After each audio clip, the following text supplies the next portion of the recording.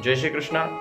कल हमने श्रवण किया कि 2 श्लोकों में गोकर्ण जी ने पिताजी को सारा ज्ञान दे दिया और ज्ञान पाते ही पंडित जी घर छोड़ करके जंगल की ओर प्रस्थान किए और 10वें स्कंद का पाठ करते हुए उनकी मुक्ति हो गई। इधर धुंधकारी अकेला स्वतंत्र हो गया, 5 वेश्याओं को रख करके उन्हीं में नित्य मगन रहता। 5 वेश्याओं ने उसे तड़पा तड़पा के मार दिया। और जब गोकर्ण जी महाराज उसका गया में श्राद्ध करके अपने घर लेटे थे, तभी वो उन्हें डराने लगा। और जब गोकर्ण जी ने मंत्र पढ़ के उस पर जल का छींटा मारा तो बोलने लगा, कहने लगा, अहम भ्रातर्दीयस्मि धुंधकारीति नामतः स्वकीयेनैव दोषेण ब्रह्मत्वं नाशितं मया। मैं तुम्हारा ही भाई हूँ, मेरा नाम धुंधकारी है। मैंने कितने पाप किए हैं उसकी कोई गिनती नहीं है। उसका परिणाम अब ये है कि मैं भूत बना भटक रहा हूँ, मेरा उद्धार कर दो भैया। गोकर्ण जी धुंधकारी की बात सुनकर कहने लगे कि मैं तो तेरे निमित्त गया में श्राद्ध करके आया हूँ, फिर भी तो क्यों भटक रहा है। तो धुंधकारी ने बोला कि भैया एक क्या, आप गया में ऐसे 100 श्राद्ध भी कर दोगे तब भी मैं मुक्त होने वाला नहीं हूँ, क्योंकि मैं ऐसा पापी नहीं हूँ, नंबर 1 का पापी हूँ। गोकर्ण जी बोले, अच्छा तो ठीक है, इस समय तुम अपना स्थान पे प्रस्थान करो, मैं तुम्हें वचन देता हूँ कि मैं तुम्हारा उद्धार करवा के ही रहूँगा। गोकर्ण जी की बात सुनकर के धुंधकारी गायब हो गया। गोकर्ण जी महाराज इधर रात भर सोए नहीं, सोच विचार करते ही रहे क्या किया जाए। प्रातः काल उन्होंने सारे विद्वानों को बुला करके राय परामर्श लिया कि क्या किया जाए। कहीं से भी कुछ नहीं मिला तो उन्होंने भगवान सूर्य से पूछा। तब भगवान सूर्यदेव ने गोकर्ण जी को कहा, श्रीमद्भागवतान् मुक्ति सप्ताहं वाचनं कुरु। तुम अपने भाई को भागवत सप्ताह विधि से सुनाओ, उसके सुनने मात्र से तुम्हारा भाई मुक्त हो जाएगा। तब गोकर्ण जी प्रसन्न हो गए और दिव्य भागवत का आयोजन किया और स्वयं गद्दी पर बैठ गए, क्योंकि विद्वान थे ही। व्यास गद्दी पर बैठने के बाद उन्होंने भागवत प्रारंभ कर दी। उधर धुंधकारी प्रेत आत्मा बन करके 7 गंठी पोल वाले बांस में आकर के बैठ गया। और जैसे ही पहले दिन की कथा समाप्त हुई तो उस बांस की पहली गंठी फट गई।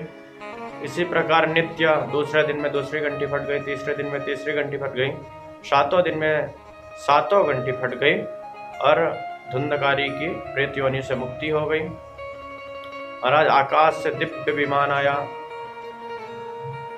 धुंधकारी चतुर्भुज रूप में प्रकट हो गया। भगवान के पार्षद विमान लेकर के आए महाराज और धुंधकारी को ले जाने लगे। जैसे ही भगवान के पार्षद धुंधकारी को लेकर जा रहे थे तब गोकर्ण जी महाराज ने उनसे पूछा, हे महानुभावों, यहाँ तो कथा के बहुत सारे श्रोता बैठे हुए हैं, फिर उनके लिए विमान क्यों नहीं आया। तब पार्षदों ने कहा कि भैया कल्याण की भावनाओं से तो सिर्फ धुंधकारी ही कथा सुना है, बाकी सब तो टाइम पास कर रहे थे। हमें अपना कल्याण हर हालत में करना है। अगर यही संकल्प लेकर के हम भागवत का श्रवण करेंगे तो हमारी मुक्ति अवश्य होगी। इतना कह करके धुंधकारी को विमान में बैठा करके पार्षद ले गए। तब गोकर्ण जी महाराज ने कहा कि मित्रों, आप सब चिंता मत करो, अभी मैं हूं, फिर कथा का आयोजन किया जाएगा। 1 महीने बाद पुनः कथा का आयोजन किया गया। कथा प्रारंभ हुई और दिव्य सब श्रोता लोग अपने कल्याण के निमित्त मन लगा करके कथा को सुना। और जैसे ही कथा का समापन हुआ, महाराज आकाश से हजारों विमान श्रोताओं के लिए आ गए और साक्षात भगवान अपना बैकुंठ छोड़ करके स्वयं वहां पे प्रकट होकर के गोकर्ण जी महाराज को हृदय से लगा लिया और सभी श्रोतागण गोकर्ण जी महाराज के साथ भगवान के धाम को प्राप्त हो गया। अब तुम ही बताओ नारद जी, जब धुंधकारी जैसे प्रेत आत्मा इस कथा से पवित्र हो गए, मुक्त हो गए, तो जीते जी आदमी अगर अपना कल्याण कर ले तो इसमें क्या आश्चर्य है। बस विधि विधान से सुनना चाहिए। कहते हैं विधान क्या है? कहे पहले किसी अच्छे विद्वान आचार्य से इसका मुहूर्त निकलवाओ, फिर किसी परम शास्त्र के विद्वान को गद्दी पर बैठाओ। वक्ता कैसा होना चाहिए?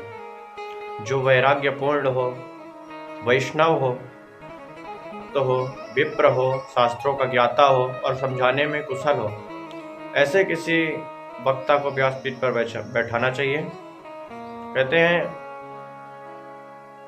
विरक्तो वैष्णवो विप्रो वेद शास्त्र विशुद्धिकृत दृष्टांत कुशलो धीरो वक्ता कार्योति निःस्पृह।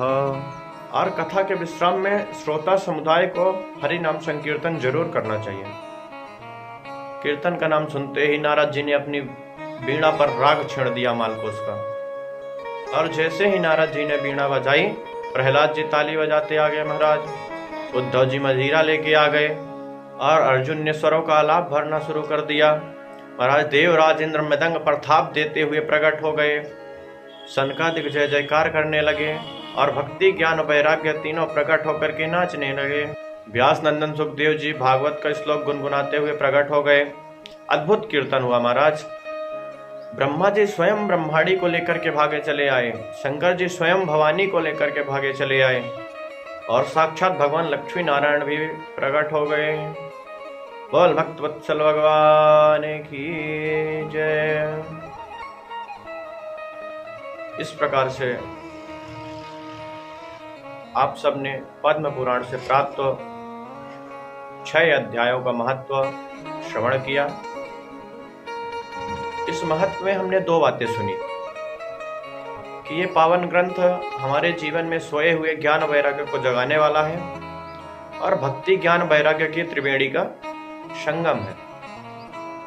और दूसरी बात ये बताई कि कोई कितना भी बड़ा पापी क्यों न हो, पतित पापी क्यों न हो, उसे उदास हताश होने की जरूरत नहीं है, क्योंकि ये धुंधकारी जैसे पतित प्रेतों को भी पावन परम पुनीत बना देती है। अब मूल भागवत में हम लोग प्रवेश कर रहे हैं। इस श्रीमद् भागवत महापुराण में 18,000 श्लोक हैं, 335 अध्याय हैं और 12 स्कंद हैं। जन्मान्त्यस्य त्वन्वयातितराश्चार्थेऽभिज्ञः स्वराट् तेने ब्रह्महृदाय आदिकवये मुह्यन्ति यत्सूरयः तेजो वारिमृदां यथा विनिमयो यत्र त्रिसर्गो मृगा ताम्ना स्वेन सदा निरस्तकुहकं सत्यं परं धीमहि। इस श्लोक से भगवान का ध्यान किया गया है। प्रथम के जो 3 श्लोक हैं उसमें बताया गया है किम ध्येयम, हम किसका ध्यान करें, और दूसरे श्लोक में बताया गया है किम गेयम, हम किसे गावें, और तीसरे श्लोक में बताया गया है किम पेयम, हम किसे पिए। तो इन तीनों श्लोकों में ध्येय गे पे यह व्यास जी बतला रहे हैं। तो सबसे पहले किम ध्येयम, हम किसे ध्यावें।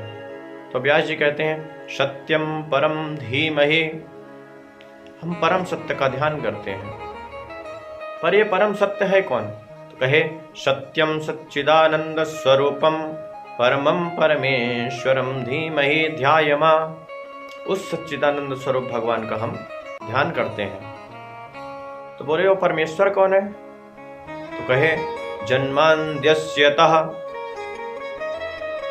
वो परमेश्वर जो विश्व की उत्पत्ति करता है, विश्व का पालन करता है और विश्व का संहार करता है, ऐसे परम परमेश्वर का हम ध्यान करते हैं। अन्वयाद इतरतः, जो इस जगत के अनुगज भी हैं और इतर भी हैं। अभिज्ञ स्वराट, जो सर्वाज्ञ हैं और सब प्रकाश भी हैं। तेने ब्रह्म, जिन्होंने संकल्प मात्र से ही ब्रह्मा जी को वेदों का सारा ज्ञान करा दिया। यहाँ पे ब्रह्म का अर्थ है वेद। जबकि वेदों का तात्पर्य जानने में मुह्यन्ति यत् सूर्यः, बड़े बड़े विद्वान भी इस वेद के वास्तविक तात्पर्य को जानने के लिए विमोहित हो जाते हैं। ऐसे वेद का सारा ज्ञान केवल संकल्प मात्र से ही ब्रह्मा जी को बोध करा दिया।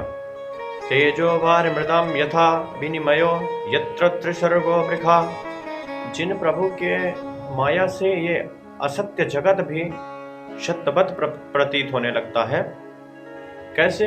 जैसे तेजो वार मृदाम यथा, जैसे सड़क पर घूमने जाने पर सूर्य की तीव्र किरण के कारण हमें लगता है कि आगे पानी है, लेकिन वहाँ होता कुछ भी नहीं है, एक बूंद भी पानी नहीं होता है। वो मृग तृष्णा का जल है, मरुमारीची उसे कहते हैं। पानी होता नहीं है लेकिन दिखता है।